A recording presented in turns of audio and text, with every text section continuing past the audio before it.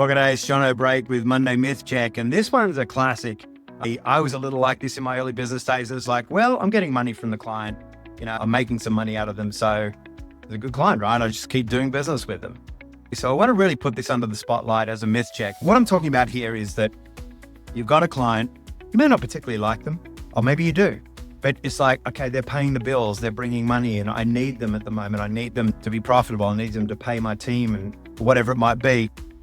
But when I stop and think about ideal clients or my strategy or where I'm going in business, they're not quite right. So when you bring a team member into your team and they're not quite right, you don't keep them around. You don't coddle them. You don't like, oh, maybe one day they'll be great. So the reality is you don't have that person around for too long. And I talk to my clients all the time about this. I said, why don't we treat our vendors and our customers the same way? So the idea is that just because they're maybe a profitable client, a good client, they may not be the ideal client for you. And there'll be telltale signs of that. They might be a bit too demanding. They may be going in a direction you don't want to go in. They may be grandfathered in, so they're on a lower rate or a lower cost structure, so they're not as profitable. They may be the majority of your business, and you've got to hedge around them. You're not necessarily getting rid of them, but you've got to reduce the percentage of your business with them. Okay, so not all revenue is good revenue. I took on clients. I just thought, oh, well, they're going to bring some money in. They're going to pay some monthly bills. I've got staff. I've got to pay the bills. So we'll do our best and make it work for them. Every single one of those clients ended up costing me money. Every single one of those clients cost angst and stress and extra work and unrewarding work. Okay. So they weren't that good after all. So again, like if you've got the wrong kinds of clients, again, this is not necessarily, they're bad clients. They're just the wrong kind. It's going to limit your growth and your adaptability. So if your clients don't like the direction your business is going in, but you're convinced it's the right direction, then you've got to sensitively step forward into that. You've got to lead your team through that. You got to lead the change. You're either leading your client into whatever it is you're going towards, but if they're not willing to go there, they're no longer your client. They can be good people. You might even be good friends with them. And they'll start to recognize it too. It'll get tense and awkward, and they'll feel like they're starting to become the second string in terms of, your other clients. Just something to think about. The wrong clients can really limit your growth. The other piece here, and we started off talking about this with team members, but the values that your clients portray, it matters as much, in fact, more than the dollars you bring in. In fact, I think if you find clients where you have a values alignment, I call it a person of peace, somebody who likes what you do, agrees with you, is easy to work with.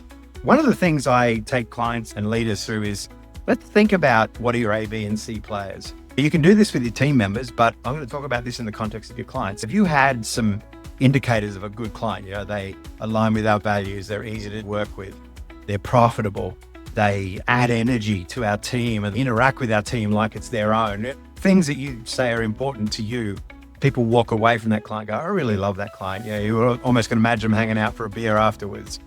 And so this is very much the case in coaching, because it is such a personal relationship. So say if we had an A, B, C client list. So A, they're amazing. We're going to invest in them. We're going to keep building them. B, they're good. They're profitable. They do what we need them to do. They're not like shining lights like the A, but they're good. And then you've got this C group. So the C group of either we're moving them into the B group or we're working a way to exit them and hand them to somebody else. You might do that in the right way where you go to one of your competitors and say, hey, do you want this client? It doesn't really suit us, but it might suit them. Okay, again, that's not because your competitor's bad, it's just they don't suit you. So just an action there in terms of thinking about my clients and thinking about in the context of A, B, and C, and really thinking about how you go after decent clients. You need to lead through this as a leader. I need to be able to back up what we're on about as a business, and your clients are really important in that process, not just to bring money in so you can build your culture, but they become part of the culture. Okay, so that's Monday Myth Check, that just because a client makes me money, I need to keep them. That's not necessarily true. I'm Jono. As always, enjoy the journey.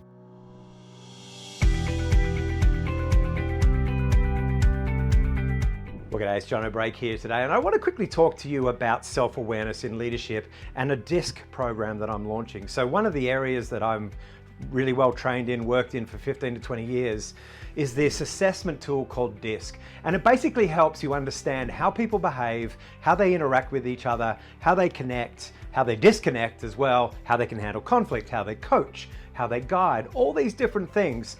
But at the end of the day, it comes from this really important premise that the most important thing in a great leader is an understanding of their own space, their own disposition, their self-awareness. So this DISC workshop is designed to be a simple multi-video process where you can unpack DISC and you can look at it in terms of your own space. You'll do an assessment, so you'll know what your assessment is, and then you go through the videos and you can then book a 15 to 20 minute session with me at the end if you want to.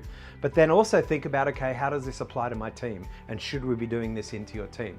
But this is where we're at today. I want you to think about coming and doing this DISC workshop with me. It's all online, so you can do it at your own pace, and then we can chat at the end. Hope you're enjoying the journey. I'm looking forward to seeing you on my DISC workshop.